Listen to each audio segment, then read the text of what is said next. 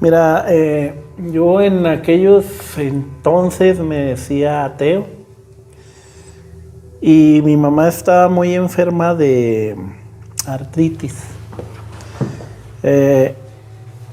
Su enfermedad como que fue muy agresiva más que a otras personas y muy rápido se le tenía que atender, incluso para cambiarse ropa, para bañarse, para las cosas muy básicas. Empezó su deformación de las manos y en ese tiempo venía un señor aquí a Cuauhtémoc, que después fue mi maestro, el señor César Hernández. Venía aquí a Cuauhtémoc y daba curación. Él bendecía agua, ahora que a ti te interesa la bendición del agua, y lo que le daba a las personas era agua bendita. Y mi mamá a los 15 días dejó de tener dolor. Y con un poquito más de tiempo... Pero con solamente agua. Sí, la curación espiritual que le hacía, ¿no? Una curación energética. Y pero el medicamento, vamos a decir, era agua. Y tiempo después empezó ella nuevamente a hacer todas sus labores en la cocina, en las labores domésticas. Mi mamá ya estaba jubilada en ese tiempo y empezó a hacerlas con normalidad. Entonces mi mamá empezó a ir a las otras actividades que hacía. Había enseñanza, había una cátedra y las curaciones, y me empezó a mí invitar. Y pues yo no acudía, ¿no? Le iba y la llevaba y me quedaba afuera. Y de repente un día subí a una cátedra y tú escuchabas lo que se decía con los ojos cerrados en meditación, y yo cerraba los ojos y se movía la silla. Y cerraba, los abría y ya no se movía, y los volvía a cerrar y se volvía a mover la silla. Y no había nada, ¿no?, que la moviera. Entonces eso a mí me causó una gran curiosidad y inquietud. Y empecé a ir. Al principio no entendía, había muchas cosas que se me hacían difíciles, como las canalizaciones, ¿no? Viniendo de un ateo, de una persona que me decía que canalizara a un ser espiritual, pues lo veía yo como un loco, ¿no? Entonces, no entendía, pero sabía que algo estaba pasando. O sea, que no tenía una explicación lógica, mucho menos científica, pero yo sabía que algo estaba pasando. Y empecé a acudir a ese lugar, una escuela espiritualista, un templo espiritualista. Básicamente, ¿en qué consiste el espiritualismo? Mira, es una doctrina judeocristiana. Y son enseñanzas de una doctrina que la enseñan en muchas partes, la doctrina de Cristo.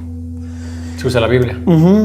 Se utiliza la Biblia, pero sobre todo hay canalizaciones de seres espirituales que te vienen a enseñar, a informar, a guiarte. Entonces,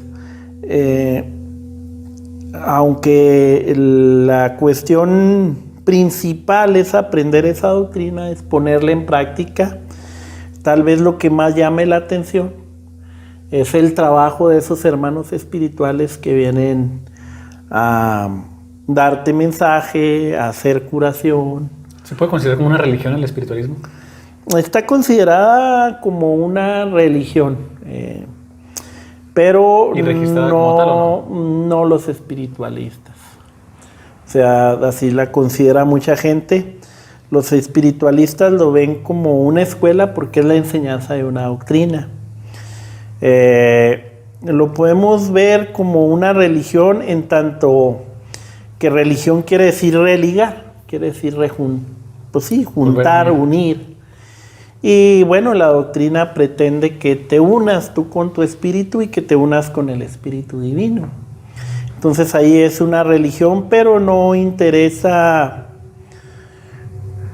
pues las estructuras, ¿no? Esto se hace de manera muy sencilla, se hace principalmente en casas y vamos a decir que la mayoría de los templos tienen poca gente y no hay grandes jerarquías, ¿no? Está un guía material que es el que enseña, y un guía espiritual, un hermano espiritual, y es todas las jerarquías que hay. Y cada templo, cada escuela tiene su propia autonomía, su propia... Sí, o sea, no le rinden pues a alguien... Como culto, tributo. Un tributo, no hay jerarquías religiosas. Pero nada más así. Existen algunos principios básicos, no sé, por ejemplo, en el Alcohólicos Anónimos se trabaja con 12 pasos, 12 tradiciones. Uh-huh. ¿En el espiritualismo existen principios básicos o es libre, como que cada quien lo practica a su propia forma? No, sí existen formas de la enseñanza. Nosotros buscamos desarrollar los dones del espíritu.